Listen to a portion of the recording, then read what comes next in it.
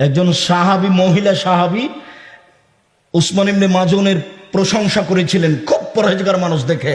তখন রাসূল সাল্লাল্লাহু আলাইহি ওয়াসাল্লাম বলছেন, আল্লাহে, আল্লাহর কসম, তুমি একজন মহিলা মানুষ একজন মানুষের প্রশংসা করলে কিভাবে, আমি জানি না বিচারের মাঠে আমার সাথে কি করা হবে। লা আদরি মা ইউফালু বি, আমি মুহাম্মদ সাল্লাল্লাহু আলাইহি ওয়াসাল্লাম বলতে পারছি না বিচারের মাঠে আমার সাথে কি করা হবে, আর তুমি তার প্রশংসা করে দিলে মানে ওর সাথে আল্লাহ কি করবে আমি তো বলতে পারছি না। অথচ উনি একজন সাহাবী, আপনার পীরের চেয়ে কয়েক কোটি গুণ উপরে আছে।